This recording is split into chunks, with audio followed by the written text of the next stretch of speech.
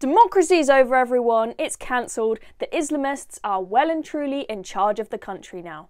And I'm not just talking about in Westminster, I'm talking about local politics as well. Take a look at this council meeting from last night.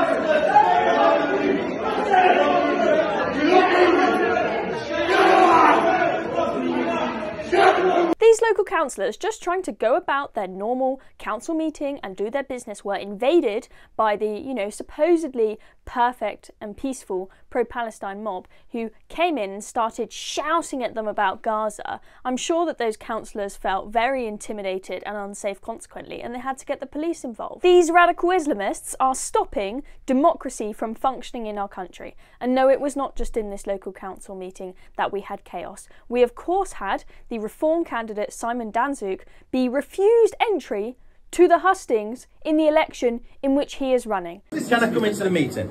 Simon, as soon as the Simon, we've got space. Simon, for me to speak at the top. Simon, I can't speak. Simon, you don't let me speak at the meeting. Simon. No. It's a simple question because I'm going to go if I can't speak. If I'm not on the top table speaking to the people of Rochdale, I'm going to leave. They're allowing the non-invited members to speak. I'm not waiting till the end. I'm either part of the meeting or I'm not. Which is it? Which is it? It's your call, mate. Which is it? Well, I'm not pointing at you. I'm asking you a civil question. Am I part of the meeting or not? Right. Goodbye. The hustings, supposedly organised by George Galloway supporters who are all extremely pro-Palestine, ended up not being very much of a debate in the end, did it? Because you wouldn't even allow someone who challenges your narrative to come in the room and speak for the election in which he is running. That is not democratic at all. This is some kind of coup. So it looks like the Islamists are trying to take away our democracy at the local level, but let's go back to the national level. Let's go back to what happened in Westminster on the evening where we had that Gaza ceasefire motion. The Speaker broke convention out of safety fears, out of fear of the radical Islamists that threaten the safety of our MPs. Now, a lot of people are just brushing this off as your typical Westminster shenanigans. I know it's a chaotic place and I know they're always fighting, but this is different. And the reason why it is different is because what happened was a consequence not of disagreement between the five families of the Conservatives, as it often is. What happened was as a consequence of MPs feeling like they're unable to do their job safely, and the Speaker feeling like he's unable to do his job properly and safely because of Islamist threats. The Speaker explained his actions as follows. Both sides. I never, ever want to go through a situation where I pick up a phone to find a friend of whatever side has been murdered by terrorists. I also don't want another attack on this house. I was in the chair on that day. I have seen, I have witnessed. I won't share the details, but the details of the things that have been brought to me are absolutely frightening on all members of this house, on all sides. I have a duty of care, and I say that.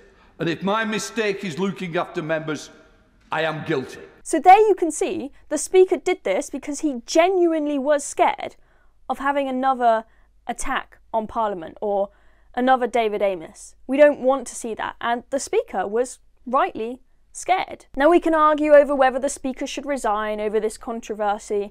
We've got 70 MPs and counting having signed the motion of no confidence in the Speaker.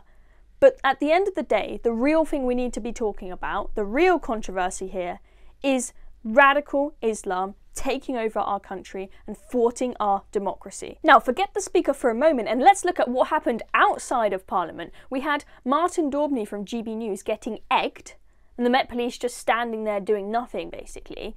If I want to come back to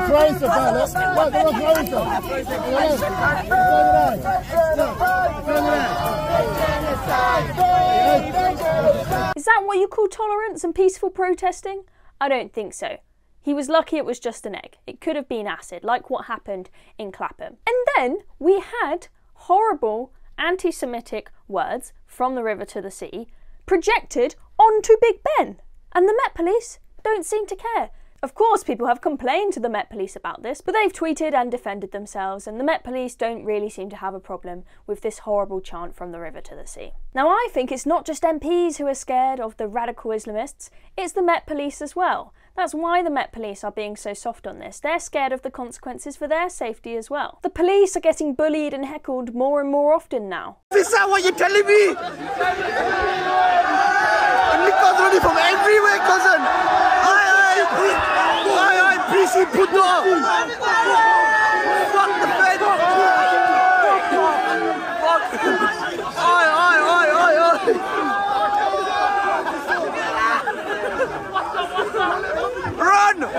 Run! You fat bastard! Get out of here! What is that? You fucking terrorize! One of the few people that had the guts to say it as it is was, of course, Suella Braverman, one of the few people that actually has a backbone. She said, "The truth is that the Islamists, the extremists and the anti-Semites are in charge now. They have bullied the Labour Party, they have bullied our institutions, and now they have bullied our country into submission." Absolutely spot on from Suella, as usual. This was from her Telegraph column, and also in her column she called out our leaders for being terrified of being called racist. No wonder they're all scared of being called racist, because after Lee Anderson said this on GB News, just telling the truth as it is, everyone on Twitter seems to be calling him a racist and saying that he needs to be suspended from the Tory party. They've got control of Caen and they've got control of London. And again, this stems with Caen. He's actually given our capital city away to his mates. We've got beware, because if you let Labour in through the back door, expect more of this and expect our cities to be taken over by these lunatics. I don't know about you, but it just sounded like he was talking facts to me. Democracy really is in peril. This is what happens when, in a liberal society, you tolerate the intolerant. Tolerance destroys itself. Karl Popper's paradox of tolerance is coming true, ladies and gentlemen. We cannot stand by and just watch our democracy get dismantled by these radical Islamists. We have to fight back, and we have to be brave and say things like what Suella said and what Lee Anderson said. I'm Chloe Dobbs, and if you like this video, make sure you subscribe and press the notification bell so you don't miss another video. Have you got what it takes to be a reasoned presenter?